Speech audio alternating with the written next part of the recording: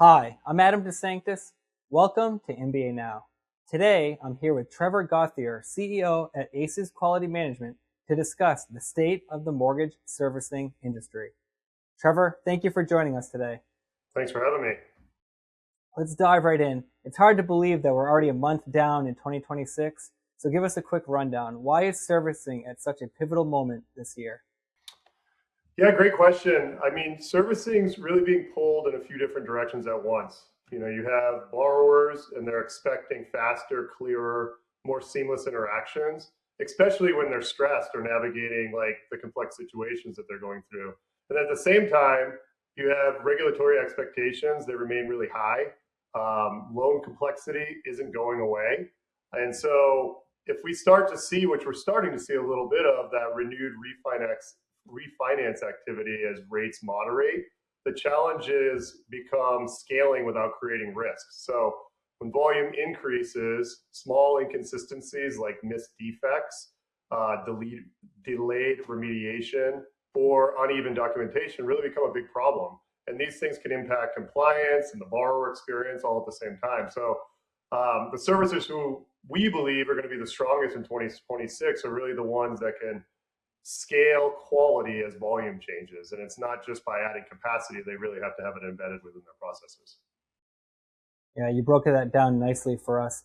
So what does servicing smarter look like in practice, especially when volumes rise? We think it really starts with shifting QC broadly from the back end checkpoint to really a continuous scalable discipline. And what does that mean practically? It really means standardizing workflows so that quality outcomes are consistent across teams and portfolios. It means automating the repetitive steps that slow people down. We also think it means moving from reactive compliance, which folks have probably heard, to proactive risk management. So this means identifying trends earlier, addressing root causes, and documenting actions in a way that are really defensible. And really importantly, it means aligning quality management with the outcomes that matter. So this means fewer issues are going to reach the borrower. There's faster resolution when these issues do reach the borrower, and then there's better consistency across all the touch points. So the goal really is operational resilience, right? It's being able to handle volume spikes, again, like I said earlier, without letting quality slip. And one thing that's worthy of mentioning to servicers and to stress to them is to use data and audit results to drill into these pockets of potential risk, right? When you think about servicers, they include so many transactions and there's so much contact and data points over the life of the loan. It's really easy to overlook or not be able to identify issues because it gets lost in all that data. So a simple example here would be change detection, right? If a critical field changes, such as a flood zone, that should immediately raise an audit priority. The risk of removing flood insurance, obviously, due to inaccurate flood zone change is a costly mistake, and it's one that we think QA and QC need to really stay on top of. So the bottom line of all of that is, if you're a servicer and your QC audits don't return any findings or defects or exceptions, chances are you're likely not digging deep enough. Trevor, I think that's great advice. And I have to ask you, all of our members, everyone's talking about AI right now. Where does AI fit into all of this? And how should servicers think about using it responsibly? Yeah, great question. It is quite the buzzword, but there is some reality to it too, right? AI really should drive speed and consistency without compromising defensibility. So the lens that we use at ACES with ACES Intelligence, which is our AI-powered enhancement within our management platform, is the idea is to accelerate the work that often creates the bottlenecks in QC. So that includes drafting exceptions or summarizing audit results and helping teams apply consistent criteria across. So again, volume is going to be higher. The risk is that processes become inconsistent due to different reviewers, different word choices, different levels of detail, etc.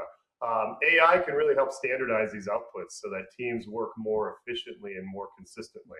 And it really, because of this, and it's a compliance-heavy environment, it's also about AI supporting the QC professional's judgment, not replacing it, right? It's just enhancing it. Yeah. AI is certainly a increasingly useful tool for everyone right now in our industry. ACES recently announced its acquisition of BaseCap Analytics. What does that mean for servicers who are trying to scale quality and compliance? Yeah, we're highly integrated with a number of servicers. We're really excited about this acquisition. We think it's really meaningful expansion in what we can support across that life cycle. BaseCap brings strong capabilities around automated data validation and testing so that organizations can identify data defects, improve consistency, and increase confidence in the information driving these decisions that they're making. So when you combine what ACES has done from workflow strength and quality management, you're going to get a more unified approach. So you're going to have better data going in. You're going to have faster insights coming out. It's going to be more scalable, and it's going to be standardized across all the teams. And that's really, like I said, that's what matters is volume surge. You can't scale if you don't trust the inputs, and you can't manage the risk if you can't see what's happening quickly. So we believe it's going to be really helping servicers build a quality foundation that holds up under these pressures. So super excited and really look forward to what 2026 and beyond bring. That sounds very exciting. Trevor, I've really enjoyed this conversation, and I know our viewers will as well. Thank you for joining us today, and let's do it again soon. Let's do it. Thanks for having me.